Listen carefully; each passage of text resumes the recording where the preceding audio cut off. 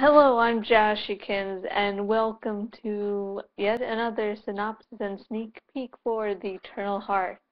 And there shall be many, many, many more of these. Now, for those of you who don't know, the Eternal Heart is my Terminator fan fiction that's available on my blog, jashykins.blogspot.com, on my fanfiction.net account, jashykins, and is on my blog for the series called jashconnor.blogspot.com. Anyways, let's start it off with the synopsis first, of course. And this is going to be a double synopsis of Demon in the Shell and First Interlude. Now, Demon in the Shell starts off after the events of Eyes Opened, where Josh wakes up and finds that she is captured by the Resistance, and she doesn't understand this because she thinks she's human, she thinks she's always worked for the Resistance, and John Connor, comes and Josh immediately falls for him. He sees this guy and she's like, I want some of that. And so John just keeps her there for a few days and then allows her to be in her own cell, at which time he comes back and, tells Josh that she's, for one, a hybrid and that she's dangerous and needs to be killed. But after Josh pleads some, John decides, hey, okay, I'll give her another chance. I'll try removing her chip. And when John leaves, Josh denies that she's a hybrid. She does not believe this at all. Because, think of it. What would you really like to be called? The enemy? Yeah. But later the chip is removed, and Catherine Connor, yes, John Connor and Catherine are together. And yes, I will deal with this in a realistic manner between the two. I won't say my original character is suddenly going to knock off Catherine Connor, knock her off, and somehow get her out of the picture, or something will happen. This will be dealt with realistically. Anyway, Catherine Connor gives Josh a drug, and Josh suddenly finds a new mindset of viewing the world and decides that she's going to keep this that way. And then once the chip is removed, Josh remembers everything. She remembers, what she's done. Now, I, of course, couldn't do every little thing,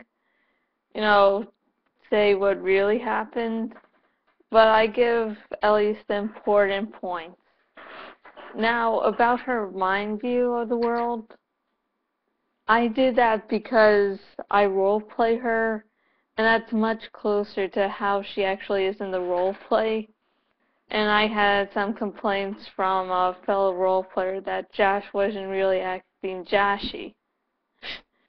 So I had to change that up. I'm like, oh, I can do it right here. That's good. That's just coming up. So that was a little bullshit I threw in there just so I could get Josh as I actually needed her, which is actually hard to write. And then the section Demon in the Shell ends with Josh and Barnes arguing, because Barnes, like he is in the movie, is very anti-machine, and so he argues, they argue, but they're interrupted when John comes in, and John and Josh share a glance at each other. It sort of shows that John does like Josh, but he's sort of conflicted. And Josh, of course, loves John. And then the first interlude can really be summed up as Josh just remembering, sort of forgetting that she's actually telling the story because she's so caught up remembering John Connor. remembering her first meeting, remembering all of that. And it also shows that Josh does hold some feelings for Marty, aka Martin Bedell, but that because of something he's done in the past, she feels that she can't be with him. Then there's also a point out of Cameron is mad at Josh for some reason. Now with these interludes, it's hard because I put them there to remind the reader that this is a story told to a group of people, at the end of the story. So in the interludes, I have to tell you what's happening, what she's thinking, but I can't give things away, which is really, really maddening to write.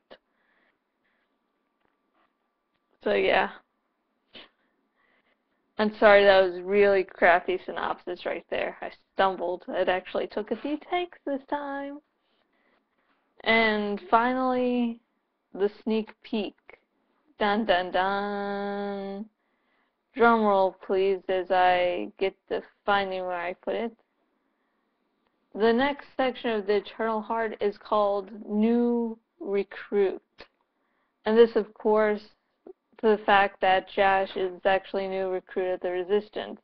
She thought she was of the Resistance before, but she was really a hybrid working for Skynet. And those of you who are, role play with me are saying something, and I'm saying, people reading this don't know that. So anyways, that's really it. And I told you before where you could find this series. To check it out again, jashykins.blogspot.com. And also my fanfiction.net account, jashykins, and finally there's a blog where you can view it. Well, it's actually a blog that's like little bios and other things to help keep up with it. I don't think I've actually updated it at this point, so I'm going to do that right after I stop, just to make sure I actually did that. Sorry. And, of course, I am Jashykins, owner at jashykins.blogspot.com. And to stop the things that have popped up, Jash is just a name I give to any role-playing character that I can't think of the name. And at the time, I did not know that Jash was going to be, worn at least one series. I didn't know she was going to be so big of a deal that I decided to write a fanfic series about her. That is pretty damn long. So I didn't know that at the time. And of course, my real name is not Jash. Maybe I'll make a video one day explain the origins of Jash, because it's pretty weird. But anyways, until next video, goodbye.